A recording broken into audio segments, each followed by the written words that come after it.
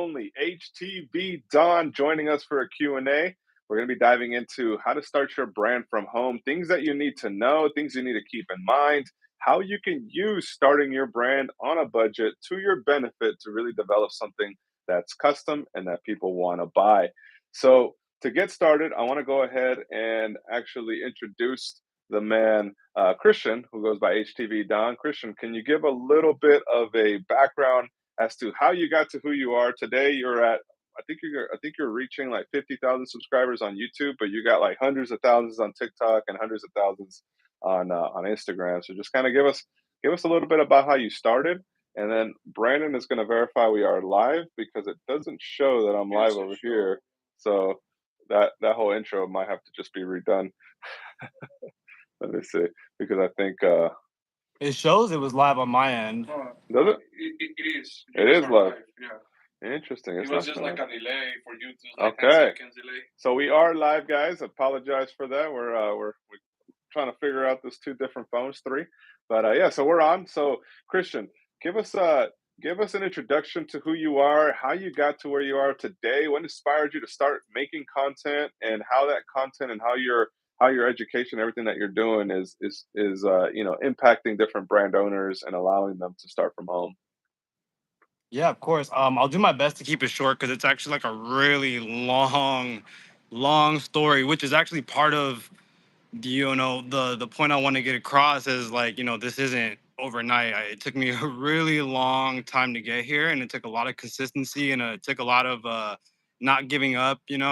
But I started as a videographer, and then I decided about 4 years ago that I wanted to find different ways to promote the business itself. So I went and I bought a heat press and a vinyl cutter, and I had no intentions to do anything major with it. It was really honestly just to make a few pieces, just to throw my logo on there, just to have, some walking billboards.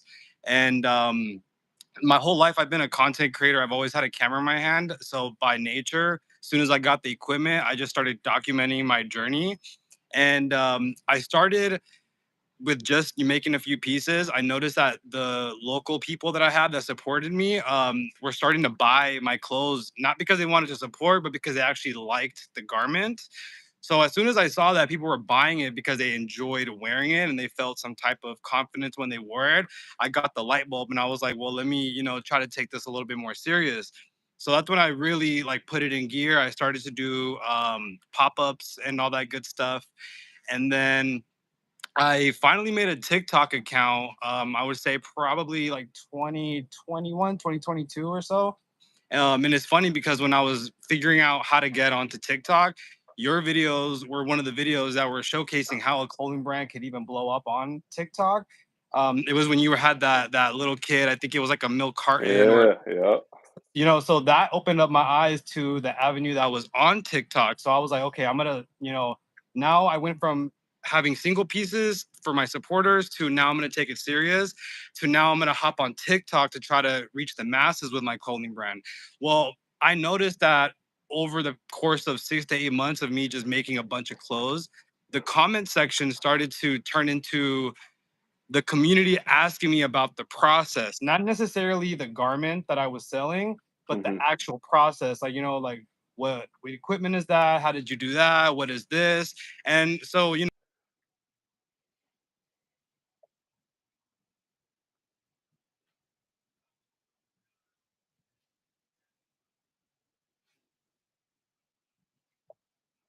as time went on, I started to notice that, okay, now everybody cares about my process and nobody cares about the stuff that I'm actually making. They want to do it themselves. So I just decided, you know what, I'm more about building community than anything. So I was like, if this is what the community wants, this is what I'm going to transition into. So I totally like in overnight, I rearranged my strategy from being a clothing brand to like just saying, you know what, I'm going to just help everyone get their, equipment and the knowledge and all that good stuff.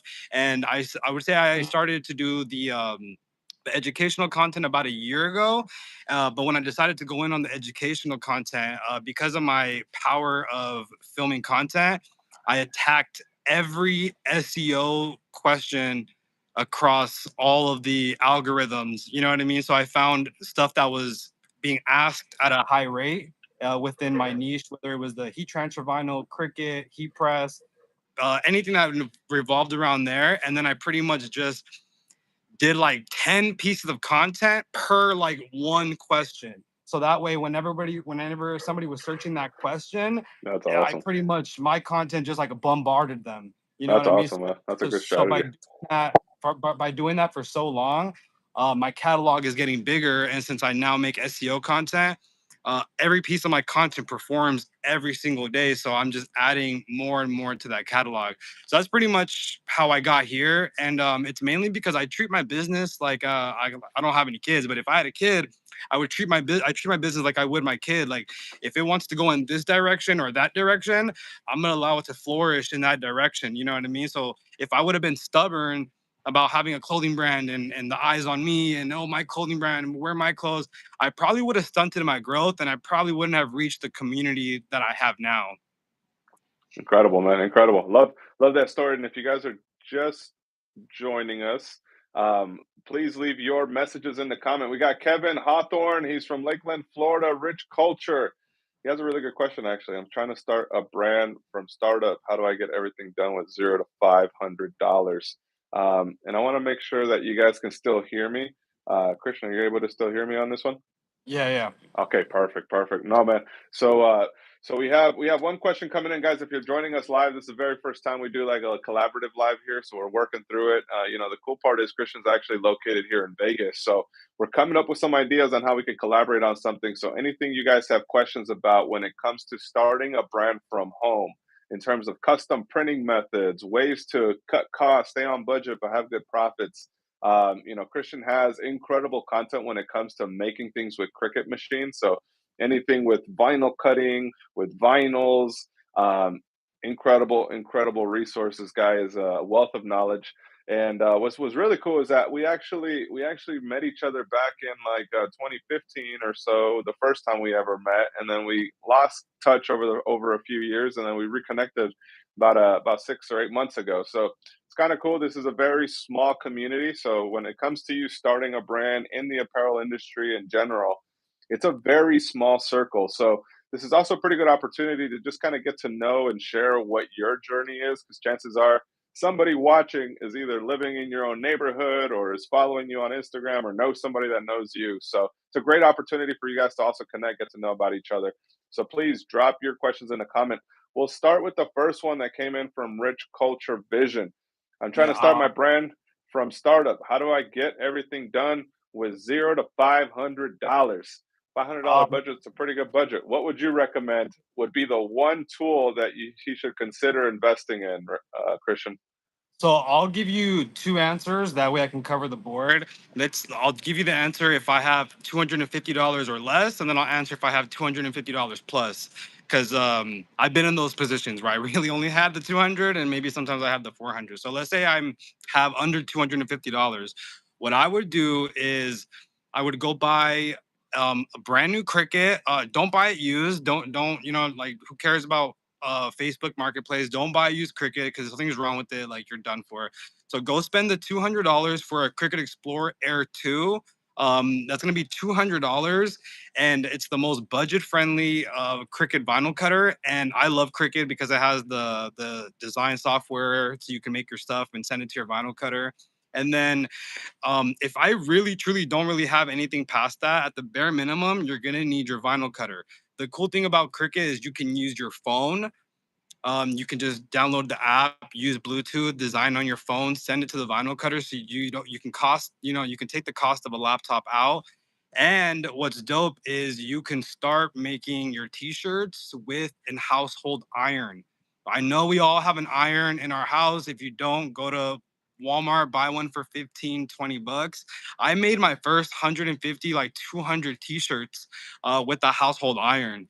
I just, I literally sold 150 t-shirts. Once I did that, I was like, okay, I have a proven concept here. I should probably go and actually get a real heat press, the clamp shell style.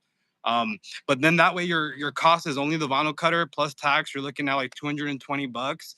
Buy like a couple blanks for $3 at Hobby Lobby just to make some content and make a couple mock-ups, and a household iron and your iPhone or Android, whatever you have, and you're staying under that $250 area, you know what I mean? And then if you have over $250, I would just add the what I use, and I'm going to tell you guys what I use. I'm not going to tell you guys what I didn't use, you know, because I stand by what I use. I used a fancier Studio 15 by 15 heat press, and that one is like about $189 on Amazon. So from that 200, you're adding, you know, another 200 plus tax. We're about at, you know, a little over $400. The rest of the money can be used however you need, whether it's you need to get your website, your domain, which should be about 40 bucks. Maybe you already have that. So now you're going to put that towards blanks, or maybe just grabbing a simple black and white vinyl roll just to start, you know what I mean? Because I'm all about getting started. You know, I make use with what I have. So that's what I would do if I had either under $250 or close to $500 to just get started. You know what I mean? And start actually getting your clothes onto people. Dude, that's a genius. I love it. I love it. And I've always wondered because my wife got the Cricut Explorer as well, and she used it every once in a while. I use it on a couple projects, but I'm not really as deep into it as your content is when it comes to cricket. So the fact that you just shared, hey, the reason why it's a great tool that you can start on your phone, right? So a lot of times people are like, wait, what computer do I need? What software do I need on that? You can literally start on an iPhone, you can start designing either on Procreate, you can start getting logos, you can start using a lot of the tools that the phone comes with. And you cut a lot of your costs and the design costs there too. So the budget friendly approach, what Christian just described, is incredible because now you're cutting a lot of the excuses, and I think that's a big part of starting. Is like, I don't have the things I need, but in reality you can get it done that way. So Me once you get the personally, product out. Mhm. I'm addicted to going against people's excuses. You can give me any excuse. I promise you, I will figure out a way to rebuttal your excuse. There's literally no, I've never heard one excuse where I'm like, okay, I That's a good understand. one. Literally, I've never heard one. Unless somebody's about to die, then it's like, man, you should still do it because you're gonna Yeah. you're gonna regret it in your grave. Yeah, yeah, yeah, yeah. No, no, no. I love it, man. Especially because the fact that we're here watching, guys, he's here to give some value. So thank you guys for dropping in your questions. I'm going to ask him a couple questions. If you're watching this live, drop your questions in there. How to start your brand from home. There's a lot of different questions. There's a lot of different things that may come up, right? So, like space, for instance, Christian. Let's dive into this. What is the ideal space you should have to really have a good workflow based on your years of doing this? Is it a full bedroom? Half a room, a garage? What would be the ideal square footage that somebody should reserve to actually have a business from their room? So this can go back to our conversation of no excuses, right? Um, I'll get a little bit personal. There was a situation a couple of years ago where I pretty much ended up homeless. You know, I had a roommate situation, didn't work out. Sister, she had like a small spot. She had her kids, but she, you know, move in with her for a short amount of time while I figured out what I was gonna do. Well, during that time, I had a heat press and I had a Cricut, and I had a couple followers. So I was like, you know, to get myself out of the situation, I'm gonna have to like make clothes all day, all night, and post it on my stories. And I didn't let people know that I was going through things, but I was like, hey, your support, you know, it's going towards you know, a cause, and the people that want to support you, they're gonna be there. They're gonna show up, you know. And when I was working out of my sister's, I basically didn't have any spots. I was like, you know, moving my heat press from wall to wall over here. A baby got to get changed over here, so now I got to pick up all my shirts, like whatever. You know what I mean? I really had no space, and I still made it work. So really, all you need in reality is like 12 inches by 12 inches or however big your heat press is, whatever. Because if you have to just move your heat press and put your Cricut, then move that and fold your clothes there. Um, like I said, it doesn't matter what you're working with, like you can make it work. And I've seen people's setups, and some of them have like everything in their bedroom, everything, and they're still making clothes out of their bedroom. So, you know, there's literally no excuse. Incredible. And right now you're making all your content in a room, right? So I see a lot of the content you're making it in a room. So I love your setup. I think your setup is pretty dope the way that you kind of put it together. So that's even your setup for your own videos. It's like you're doing it in a 10 by 10 type of room, right? Yeah, right now I'm at Golden Manufacturing here in Vegas. They've been helping me actually just broaden my knowledge as far as doing more than just vinyl. So that's why I'm here. But usually all of my content is out of my bedroom, and I do that for a very specific reason. And that's because I know my audience, and I know my audience is in their bedroom. So I do my best to make sure I'm in my bedroom because as long as I keep that relatability, that bridge of like, oh, he's just like me, as long as I keep that, they're gonna always be there to soak in, whatever it is that I have to offer. I'll always remain relatable because it is, no matter what position I'm put in, I know where I came from. I know what I've been through. So I'll always be able to bring myself, in a place where I can relate to people. I understand what people are going through, and that's really why I'm always in my bedroom, and I'm always really open in my content, letting people know like, hey, even right now, I ended up getting this because I'm on a budget. You know what I mean? I don't mind ever letting people know like, hey, I'm doing this because I don't know what I'm doing. Actually, I'm figuring it out, or those things that make me relatable. I don't have to sit here and try to be Mr. Perfect, Mr. I have it all figured out, Mr. Like, I'm in a big giant warehouse because, like, you know what I mean? It's not really my style. No, that makes a lot of sense. I think it goes back to just kind of going with where like I think a lot of times the people that are watching are in a position that like there's an idea, right? So you have an idea, you have a concept, and you want to bring it to market. And from that idea to you launching it to market, the point of what the channel is, the point of the live streams that we do, the point of the content that I produce is that from your idea to go into market, it's a lot faster and less expensive than you may think it is. Right. And there's so many different options out there that you can super complicate it. You can go really complicated if you start following all these different things and you need to get all your ducks in a row. But the Yeah. reality is, from you having an idea to you launching, it's a lot more seamless. And that's really where a lot of my content comes from. And sometimes people are like, yeah, but what do you do after that? Well, after that is where you start to refine the strategy. It's where you need to start paying attention to your audience, right? To your customers. So Christian just mentioned, hey, he realizes his audience needs to be, he needs to relate to his audience. So you as a brand owner, you as a business need to find out how can your products relate to who they are and how can they better relate to who they are. So you really need to do deep dives on customers, right? So you need to create something that I like to call, in the industry likes to call, like avatars, customer avatars. Who's Yeah. buying, who's watching, who's following you, and how can you market to them better? And it's just like it's this cycle that you're going to keep playing. And the better you understand that cycle, the better your designs come out, the better your marketing, the better your sales.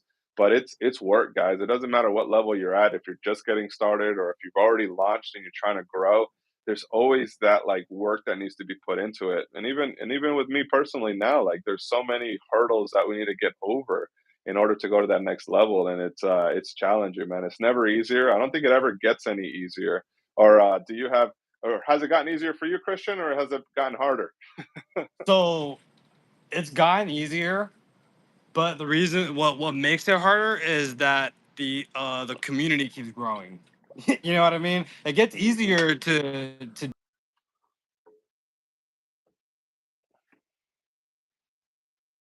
but as the community grows, there's definitely a lot more pressure, and I'm having to dig deeper, every week to make sure I'm continuing to be innovative, continuing to drop things that people like to see because I really right now I'm at a point in my life where everything I do, I'm doing my best to be efficient. It's been my favorite word in the last year is just efficient, because maybe our viewers are a little bit younger than us, but we're hitting that age where we have to be efficient. We don't really have the choice and the luxury to be walking around with like a chicken with his head cut off. Yeah, So, definitely. but That's the hardest part for sure. one But thing you that I wanted to tell the audience that I also do when I'm creating my products or creating content that I'm trying to provide value with is before I start, I will literally like just take a deep breath, close my eyes, and like literally imagine one person in the room right next to me. And this video is for this one person. Like I'm not talking to a group of people. I'm not talking to, two people, anything. I'm literally talking to one person that is in dire need of my information. So when I put myself in that state, in my mind, I'm like, dang, this person right next to me like needs my help. What can I do in this moment that will literally give them some type of belief or a transformation by the time they're done watching this video? So with that intention, when I'm creating, it's like a self-proof plan. You know what I mean? I love it. I love it, man. No, that's such good insight. And I think one of the things that really helped me even when we were getting started, because when I was 24, 25, like, I had a girlfriend, I wasn't married, I wanted to be married and I wanted to have kids and I wanted to have a business and I wanted to do all these things, right? We have such huge visions a lot of the times as entrepreneurs. We got this ideal life vision that we want to reach. And today I got two kids. We got a business. We got a home. We got employees. We got a team. We got so many overhead, so many things to like take care of, and it's a blessing. And I am blessed to be able to be in this position. But the thing that I think really made the difference, the key thing from dreaming about it to now living it, was really mapping out in advance, like how many years it like so a lot of times we want things to happen so quickly, right? We want things to be from now to next year. I want to reach this, right? I want to be at this position. That's the Um, disconnect right now. I feel like yeah, with a lot of yeah. people. A lot of people are like, "Yo, in 12 months, I need to be here." And the reality is, it's not going to be 12 months. It could actually be 4 years, right? That's Before you even get laughable. halfway. Yeah, before you even It's get honestly halfway. laughable for somebody to think that. Like it's straight up just Kevin Hart comedy for somebody to like Mhm. really go into this thinking that like you're gonna get let down. But that's why you have to love this for those times where you are down. At least you love it, so I'm still wake up and do it. You do that Exactly. enough, it like Exactly. stacks. It stacks. It's all about stacking your results. And that's why it's so important that you just start, because once you start to figure it out. And once you start to figure it out, you make improvements. And that's why it's so important for you to have people that are at different levels than you, and not necessarily like a level like, yo, this person is tens of millions of dollars. They make $100 million. That person may not be able to really help you right now. The person that might be able to help you is a person that's making $10,000 a month, right? It's You need to get to certain levels and then you level up as you go along. So sometimes No, I thought the I, golden ticket was going to be that person that was the $100 million guy, right? But it's not the case. It's the person that's like just 2 to 3 levels above you that could really coach you, right? So it's like you're going to be playing a game, and this game is all about being in the best condition mentally, spiritually, financially. Like, you need to be in the game, and in order to play the game, you can't expect to go from like rookie to pro. Like, it doesn't happen that way. You got to work through the rookie years, and then you start to level up and you become a pro. And I don't even know if I'm at the pro level yet, right? I'm still trying to get drafted. And if you're bro. always thinking about it in that way, you're always gonna fucking go out, wake up, and be motivated to go pro. No, no, literally. Oh, that's awesome, man. So we got a couple people. So we got Nana, we got Pamela Bell, who says, "How do I find end-to-end manufacturers? Can you please expand on that?" Or Christian, do you kind of know what she might mean by that? Is that the end-to-end manufacturer? Is that the So in she general, I talk? don't. Yeah, I really don't use overseas manufacturers. It's not in my business model. I think I'll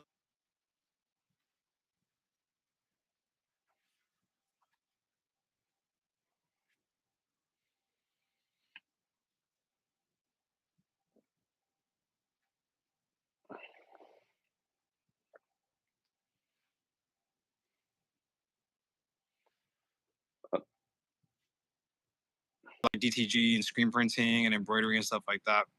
Yeah, I mean, a lot of the times, if you're looking, so now the end-to-end manufacturer is like, how does she get to the source, right? So she's really trying to figure out who the main source is overseas. And when you're dealing with that, you definitely got higher quantities. So it's not always the best way to start. It's always better to just start with a customer base and an audience that's buying something. You got them in a habit into buying something, because once they give you money, they're trusting you more, which they'll trust you into delivering something that's cut and sew from that end-to-end manufacturer that you could charge a premium price for. But a lot of times people want to start with that premium price and they have no idea how they're going to reach that customer. And No, that's what that's creates this why. challenge. Yeah, that's why even me, like I'm planning to work with them in like a year from now when I've been doing clothes for like a couple years, but Mhm. I just knew that I wanted to gain some knowledge first so I knew how to come at these manufacturers. Because I feel like people who are just starting, in my opinion, and obviously it's just opinion, I'm not right or wrong. Nobody's right or wrong with this, but if you start with like an overseas manufacturer and you don't know what you're doing, s- something as simple as like colors not going together, sizing being wrong. Like, oh, there's literally too many things that can go wrong if you don't know what you're doing. That when you're trying to get started, like you can't afford that time and that money to be lost. Like you literally cannot afford it. Because I bought a heat press and a Cricut and I've been hands on, because I've been holding them in my hand and messing up and doing stuff that I love in a combination of both, now I know, now I have the knowledge and I have the audience to get them only the things that I know that they're gonna want. I'm not wasting my time or my energy. That's why in my opinion, every single clothing brand owner should own a heat press, even if it's just to make their samples. Even if you Mhm. don't believe in a heat press to push to your audience, whatever. Some people feel like that. I don't, but even just to make your samples, you're gonna save so much time than trying to like send them something, have it wait to get shipped to your revision and blah blah blah. By that time, like your momentum is gone. Like people Yep. don't even want that piece anymore, and you just wasted all that time. You know? Yeah, no, that's such good advice, especially when it comes to overseas stuff and you're like it's literally weeks. It's not like within a week or two. It could literally take 2 months to get something and then it's wrong and you're revising it. You're 6 to 8 months in before you even land a product that you're like, oh, this is perfect. Let's go to manufacturing. That process just took you a year. You're unmotivated now. That original idea is out the door. You don't necessarily care about it. The And audience doesn't trends care are about like it. this, right? Oh yeah, Trends things. are like coming and going. That the people who can capitalize off a trend are the people who can like pull out the products in that moment.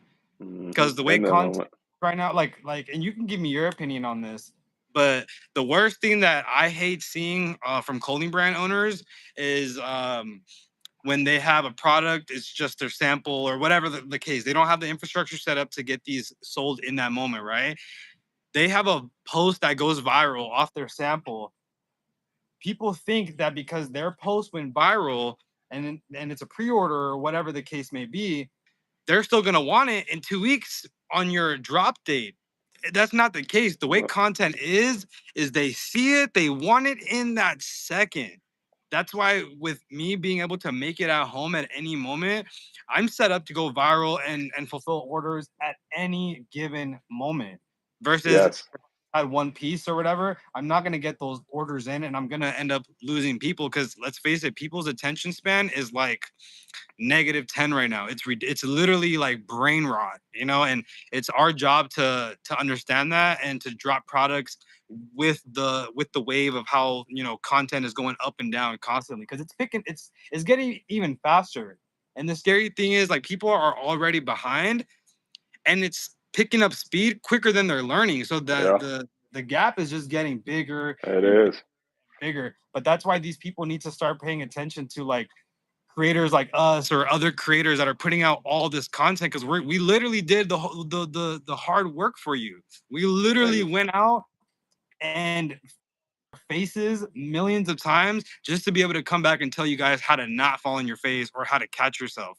You know what I mean? Because you need to save yourself as much time as possible, especially right now in 2024. It's honestly like gives me anxiety just thinking about how important this time is right now and how important content is. Like, look at us right now. We're making content. It's so mhm. important. It is, and what's crazy, the we joke about it in this room, like with between our videographers and team here, like AI designing, right? So a lot of my recent videos this year, at the beginning of the year, at the end of last year, I was like, you know what? Um, a lot of you guys who followed me over the last few years know I never jumped on the NFT bandwagon. Never did a video about NFTs. Never said this is how you need to start selling NFTs. We got a lot of offers to like promote NFTs and become these different NFT new ways of selling NFTs. I saw that and I was like, this there's absolutely nothing that's going to happen with this other than maybe barcoding or legitimacy checks, right? But when AI started coming around the picture about 2 years ago, I was like, holy shit, what is this? I need to learn about this, right? So I took about a year to really learn what how it worked, how it was working, what the potential future of it is.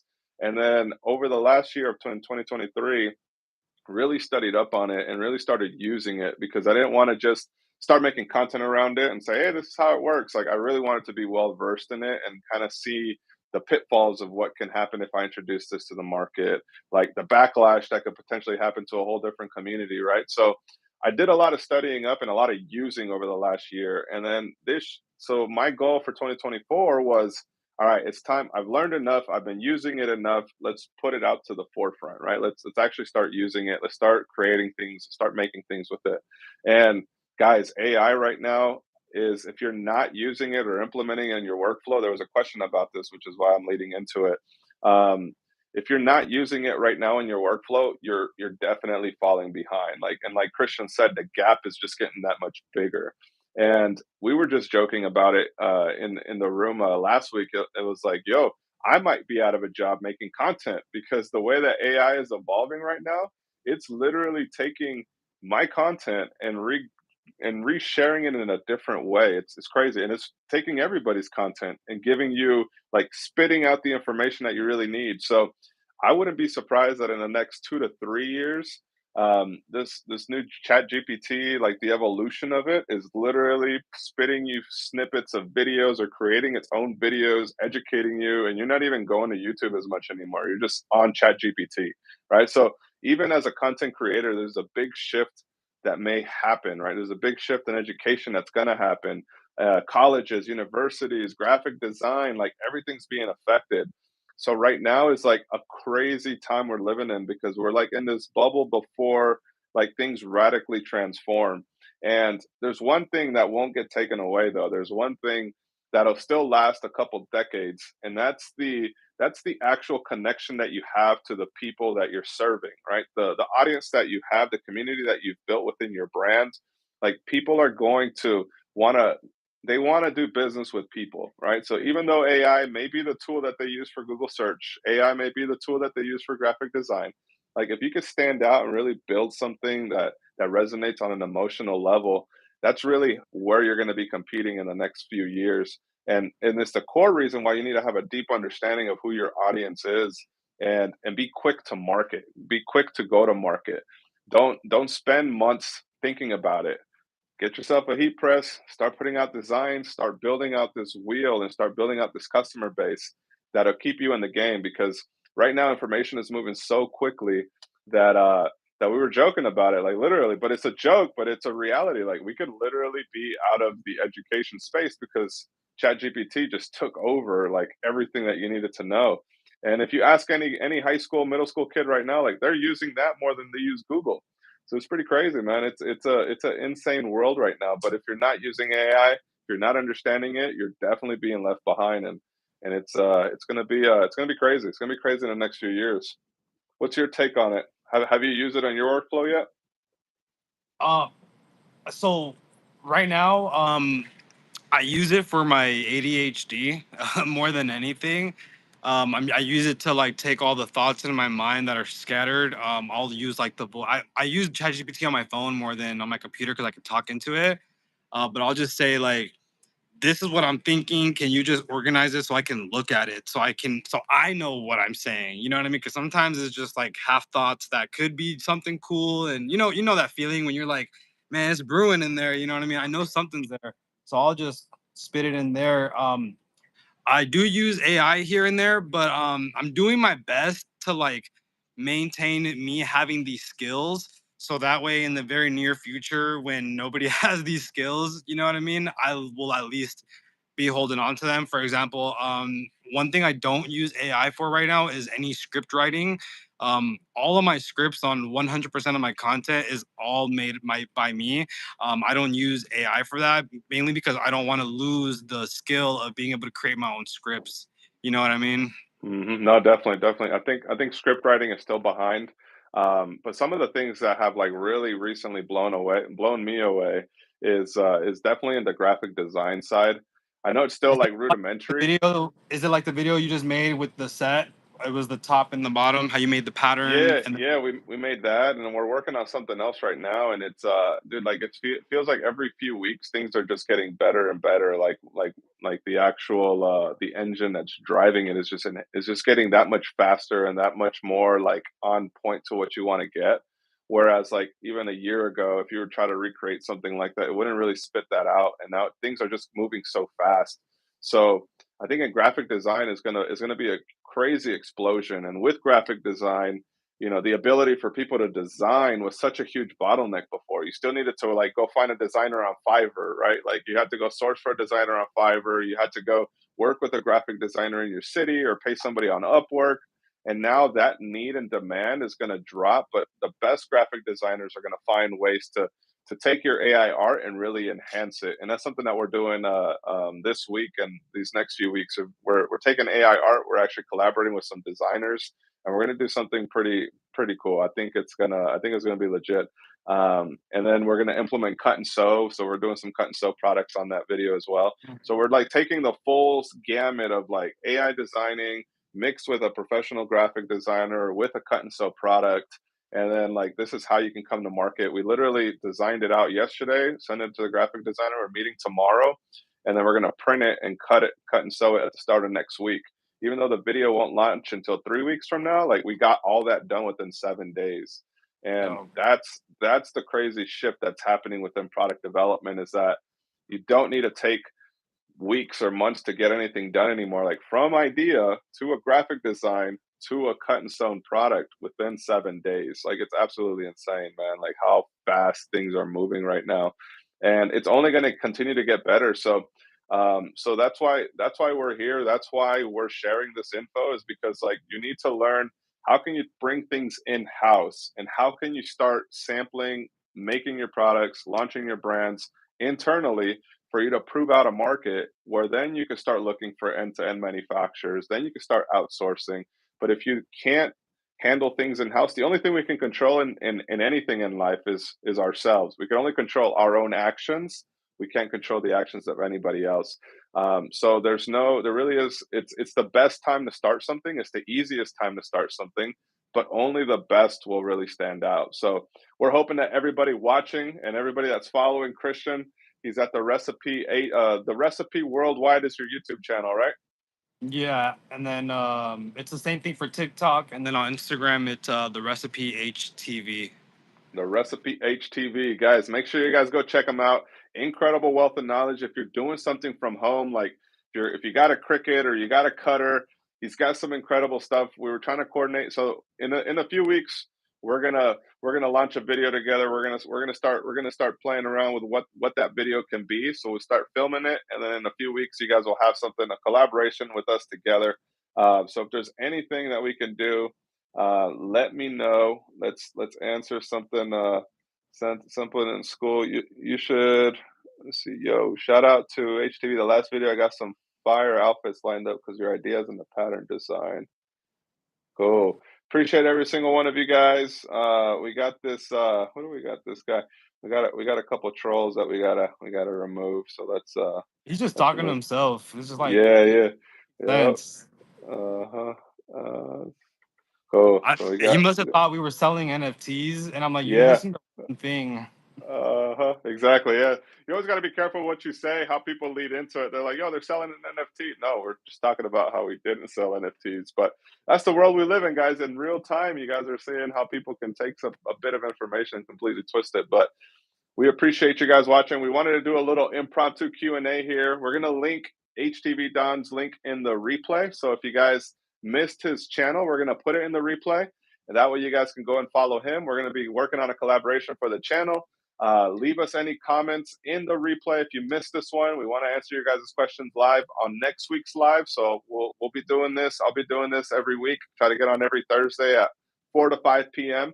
We'll put out a notification on the community post and in the email newsletter. So if you're not signed up to the community, we're going to drop the link to the community where you guys can join for free and also get all the newsletters and free PDF guides that we give out to everybody.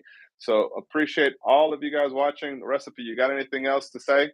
I have a question Uh-huh. for you. So I'm reaching 50K soon on YouTube.